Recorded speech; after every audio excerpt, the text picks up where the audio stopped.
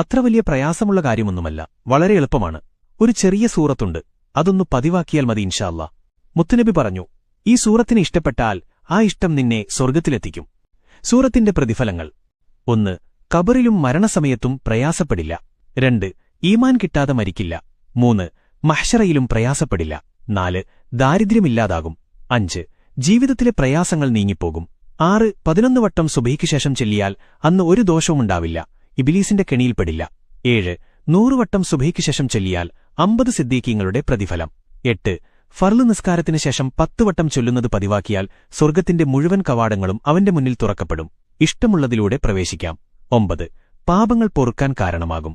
10 3 വട്ടം ഓതിയാൽ ഖുർആൻ മുഴുവൻ ഖത്തം തീർത്ത പ്രതിഫലമുണ്ട്. 11. 1,00,000 തവണ ചൊല്ലിത്തീർത്താൽ നരകം ഹറാമാകും. 12. റബ്ബ് ഇഷ്ടപ്പെട്ടവരുടെ കൂട്ടത്തിൽ ഉൾപ്പെടും ഇൻഷാ അല്ലാ. റബ്ബ് ഇഷ്ടപ്പെട്ടാൽ അതിനേക്കാൾ വലിയൊരു നേട്ടം വേറെയില്ലല്ലോ. സൂറത്ത് ഇഖ്ലാസ്, അതായത് ഖുൽ ഹുവല്ലാഹു സൂറത്ത്, കഴിയുന്നത്ര തവണ എന്നും ജീവിതത്തിൽ പതിവാക്കുക. അതുപോലെ അറിയാത്തവരിലേക്ക് എത്തിച്ചുകൊടുക്കുകയും ചെയ്യുക. ഒരാൾക്ക് പുതിയ അറിവ് എത്തിച്ചുകൊടുക്കുന്നവർ 1000 ആബിദീങ്ങളെക്കാൾ ഉത്തമരാണ്. റബ്ബ് ആ വിഭാഗത്തിൽ ഉൾപ്പെടുത്തുമാറാകട്ടെ.